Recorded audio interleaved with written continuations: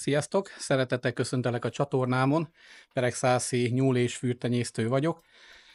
A mai videóban a nyúltáppal kapcsolatban szeretnék egy pár gondolatot megosztani veletek. Ugye mik a nyúltápnak vagy a táppalétetésnek az előnyei, hátrányai. Nem az a célom, hogy bárkit is meggyőzzek, de szeretném, hogyha ebbe is tisztán lennénk, tisztába tennénk azokat a dolgokat, amik esetleg ott vannak a fejetekbe, és nem biztos, hogy jóra emlékeztek akár a táppal kapcsolatosan, vagy akár a táp ellenességgel kapcsolatosan. Úgyhogy mindenképpen érdemes nézni a videómat.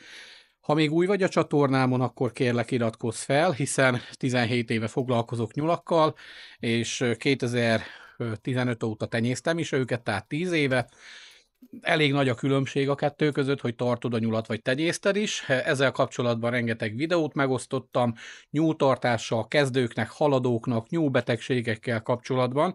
Ezt mind megtalálod a Beregszászi fűrj- és nyúltenyésztő csatornámon.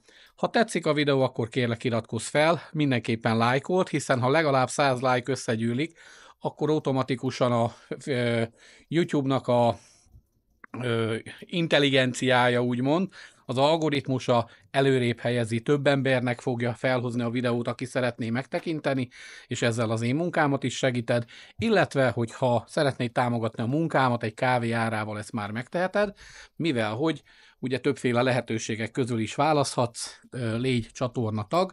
Csatornatagok ugye egyrészt külön sorsoláson vesznek, majd részt van egy nagyon jó játék meghirdetve, erre keres rá szintén a csatornámon, ahol értékes nyuszit lehet nyerni, illetve keres rá arra is, hogy milyen lehetőségek vannak még, akár a tagok számára, hiszen több mint 4 vagy 5 féle módon is jöhet ez a támogatás, és ebben nagyban segíted az én munkámat is. Úgyhogy nézzetek, rögtön jövök. 2007-ben, mikor elkezdtem nyulakkal foglalkozni, nyulakat tartani, hát őszinte leszek, teljesen tápellenes voltam. Úgy voltam vele, hogy a nyúltáp az egy méreg, az biztos rossz, hiszen az öregektől csak ezt hallottam, hogy a nyúltáp az nem jó, a nyúltáppal, meg semmilyen táppal nem szabad foglalkozni. Aztán, ahogy így haladtam előre fele, úgymond a nyúltartásban, volt úgy, hogy meglátogattam egy-két komolyabb tenyésztőt, főleg németóriásokkal, akkor németóriásokkal foglalkoztam én is, és ők is németóriásokkal, és mindig le voltam döbbenve, hogy főleg amikor már, vagy 2-3 éve volt nekem is németóriásom, hogy az ő nyulaik milyen gyönyörű szépek, miközben az én nyulaim reggeltől estig ott van a kaja előttük, és nem ilyen szépek. Aztán ugye kiderült, hogy ők táppal is etetnek, tehát tápot is használnak, nyúltápot. Aztán disznókkal is elkezdtem foglalkozni, disznónál is észrevettem, ott koncentrátumot használtam a disznótartásnál.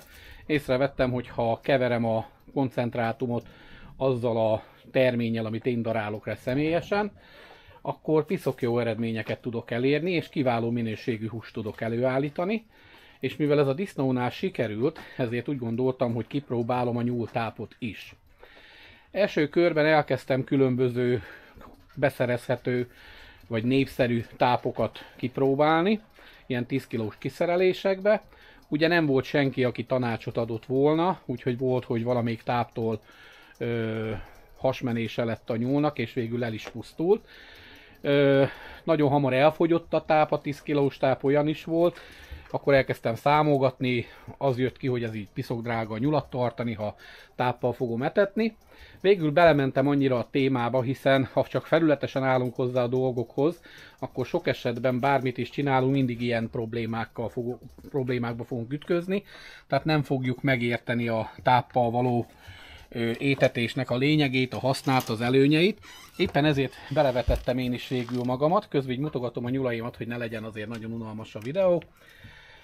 És úgy igazából belevetettem jobban magam a táppal való étetésbe, és aztán elértem 2015-höz, ahogy elkezdtem a nyulak tenyésztésével foglalkozni, és 2016-tól már rendszeresen, mint ahogy látjátok is, itt is végig van a 25 kilós, ezek nyúltápok itt mind, a kék zsákba fűrtáp van, a sárgába pedig a tyúkoknak tojótáp, és attól kezdve rájöttem, hogy maga a táp az nem ellenség, hanem épp ellenkezőleg.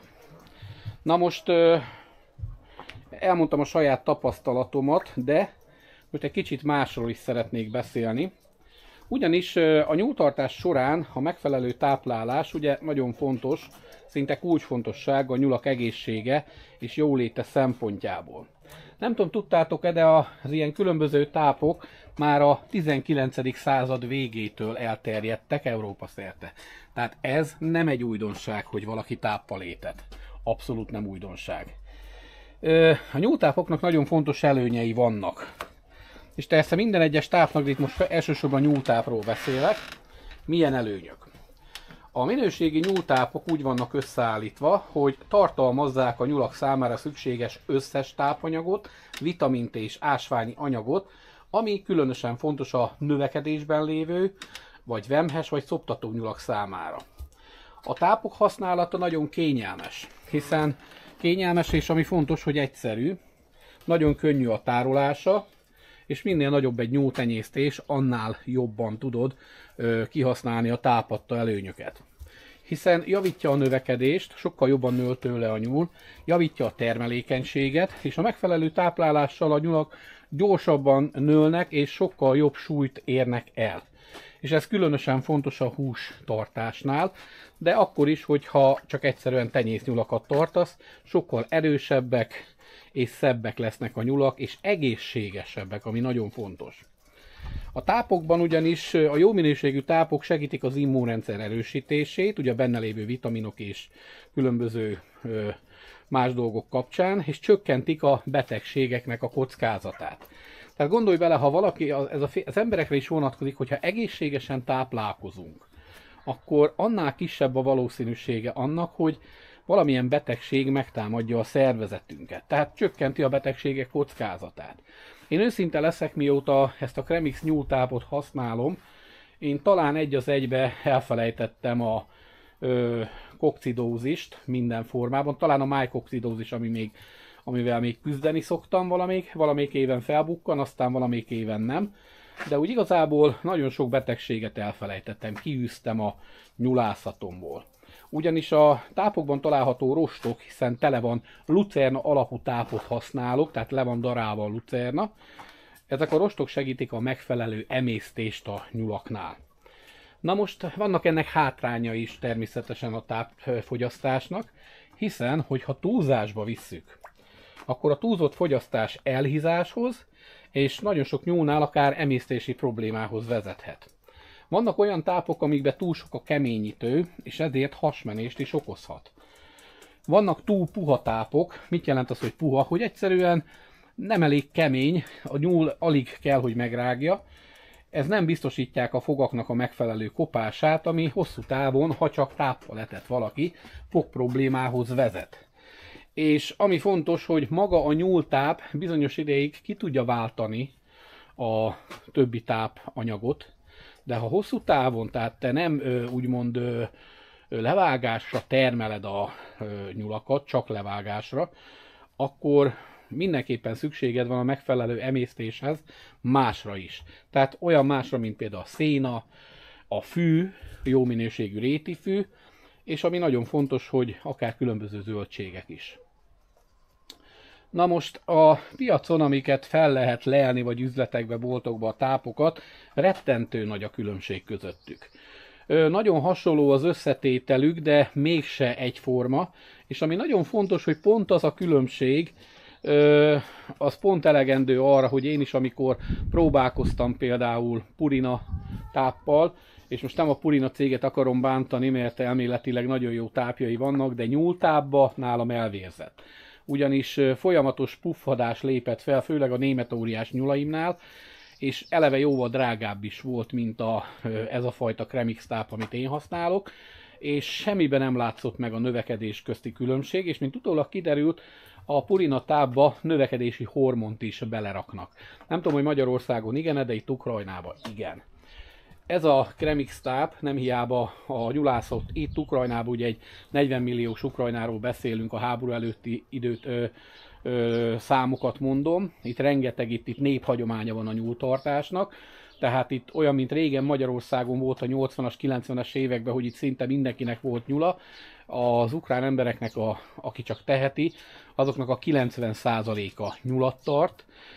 Egyrészt azért, mert tudják, őseiktől megtanulták, hogy a nyúlhús fogyasztása piszok egészséges, maga a nyúlhús nagyon finom, és szinte elengedhetetlen egy ukrán konyha egy megfelelő nyúlhús nélkül. És különböző finomságokat is ők találták ki a nyulakkal kapcsolatosan. Hát persze itt az orosz ukránok, de inkább az ukránokról beszélek. Tehát nagyon fontos, hogy ha jó minőségű tápot használunk, akkor eredményességet érünk el, ha viszont rossz minőségű tápot használunk, akkor eredménytelen is lehet a gazdaságunk. És ami nagyon fontos, hogy ott egy nyúl van most felakasztva, reggel vágtam le, ami nagyon fontos, hogy figyeljünk oda erre, és hogyha pont belefutunk egy olyan tápba, ami nehézségeket okoz, akkor persze, hogy elveszi a kedvünket a tápok használatától. Most megmutatom nektek, most bontottam fel egy zsákotét, hogy ez a Kremix táp, ez egy igen kemény táp. Tehát ez úgy össze van nyomva, gyerekek, hogy ezt nagyon nehezen tudom csak így az ujjommal, vagy a körmömmel megroppantani, megfelelő keménységű. És mint látjátok, meg korábbi videómban is mutattam, nagyon-nagyon ritka, hogy én tisztán adjak a nyulaknak tápot. Olyankor szoktam adni tisztán, mint látjátok, így van tisztán, amikor például lefial az anyanyúl. Vagy amikor nagyon-nagyon-nagyon sok kicsinye van, de akkor se hosszú ideig ethetem tisztán táppal, hanem körülbelül egy ilyen 2 hétig, 3 hétig.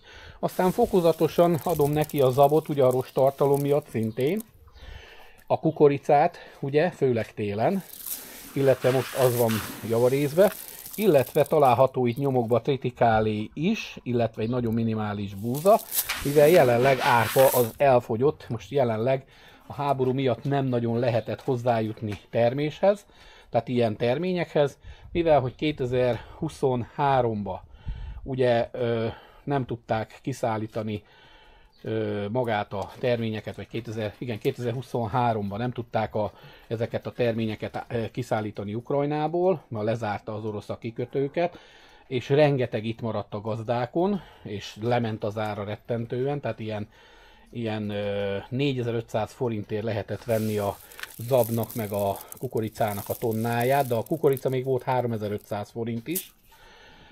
És akkor ugye ennek a következményeként következő éven szinte a 10%-át vetették el a gazdák, mert rengeteg emberen rajta maradt, és nem akart még egyszer ezzel kockáztatni, illetve nagyon sokan ugye elmenekültek az országból, és emiatt hiány lépett fel.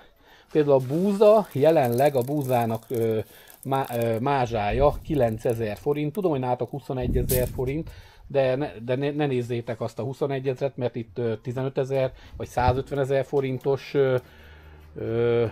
ilyen hülyeséget beszélek, 100 000 forintos átlagfizetések vannak havi szinten, de van olyan, ahol csak 60 000-et kapnak az emberek, főleg itt Kárpátalján, tehát gondolj bele, 60 000 forintból kell megélned, miközben most fizettem ki a rezsiköltségemet, tippeljetek majd a videó alatt, hogy mennyit fizettem egy hónapra a villanyhasználat, gázhasználat, ugye megy a fűrjeknél LED lámpának kell mennie, meg a tyúkoknál is estére, hogy tudjak nekik világítani. Mondjatok egy összeget, hogy most ha veszünk egy átlagos 100-150 000 forintos kárpátaljai fizetést, hogy mennyit fizettem ebből csak a rezsiköltségre. Kíváncsi vagyok, hogy mit fogtok tippelni, tehát ebben benne van a villany, a gáz, az internet, illetve a szemétdíj, mert vízdíjat még nem kell fizetni, mert saját hutam van. Nagyon szívesen meghallgatom, hogy mit írtok alá. És visszatérve a tápra, tehát nem adom tisztán, tehát ezt is bölcsen kell adni, és mindenképpen elengedhetetlen a széna, mint azt korábban is mutattam, most megmutatom újra. És pont egy jégeső után vagyunk, úgyhogy elég vizes az udvar, de megmutatom a széna mennyiséget. Ha aki nézi a videómat, az láthatja, hogy elég szépen fogy a szénám. Sőt, már 2-szer tankoltam rá, mióta ez be volt teljesen pakolva, ami azt jelenti, hogy egyszer vettem 65, utána 15, nem 35, a 100 ugye, akkor utána vettem még 15-öt, meg még 15-öt, az 130 bál szénából, és itt van egy pár bál szalma is, maradt olyan 40-45 bál. Ami azt jelenti, hogy már több mint 80 bál szénát megetettem a nyuszikkal. Úgy, hogy közben az igazság az, hogy nincs annyi nyulam, mint amennyi volt tavaly ilyenkor. Mert nincs. Mert nem látom értelmét, hogy annyi anyanyulat pároztassak be. Mert amíg tart a háború, ez már a 3. év, az emberek teljesen el vannak szegényedve. Úgyhogy igyekszek csak épp az állományt fenntartani, és igyekszek éppen csak a legjobb vérvonalakat megőrizni, és egy-egy nyuszit pároztatok be, bár most itt 3 anya fog, ha minden jól megy, egymás után fialni, illetve most is be van téve még 3, de hát ugye mi ez a tavalyi gazdaságomhoz, vagy sőt a 2023-as gazdaságomhoz képest, amikor úgy képzeljétek el, hogy egyszerre volt itt 300 nyúl. Tehát egy időben. És az a 300 nyúl, az folyamatosan minden hónapban vágtam 40-50-60 darabot, és mégis ugyanúgy jöttek az újak és az újak. Tehát ez most ahhoz képest teljesen nulla a köbön. Ez a nyúl mennyiség. Úgyhogy beszélhetünk még arról, és nem akarok senkit meggyőzni, hogy használjon tápot, ne használjon tápot, de én mióta tápot használok, mint említettem, mindenféle, vagy nagyon sokféle betegség teljesen eltűnt a nyulászatomból, egészségesek a nyulaim, kövérek a nyulaim, nem zsírosak, mert oda kell figyelni rá, hogy okosan kell étetni, nem zsírosak, hiszen azt is adagolni kell a tápot, illetve keverni kell, és ami nagyon fontos, hogy megfelelő ütemben nőnek és szaporodnak. Főleg ugye a táp nélkül és a vitaminok nélkül elengedhetetlen lenne az ilyen pannonfehérnek a tartása, hiszen, mint tudjuk, rengeteget fialnak, és ehhez, hogy fel tudják őket nevelni, megfelelő minőségű kajára is szükség van. Úgyhogy röviden és tömören ennyit szerettem volna mondani. Nézzétek, milyen szép ütemben nőnek ezek a nyuszkók. Ugye ők azok, akiket külön vérvonalként hozok létre, itt 2 vérvonal lesz, a XXL-es nyuszik lesznek majd belőle.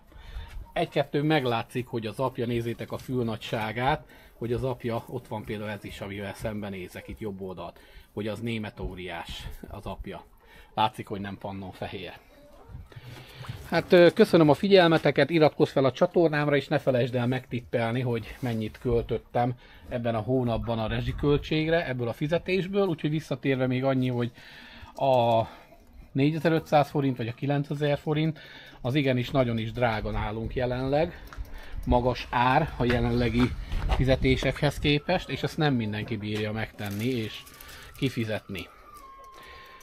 Jó, hát köszönöm a figyelmeteket, legyen szép a napotok, sziasztok!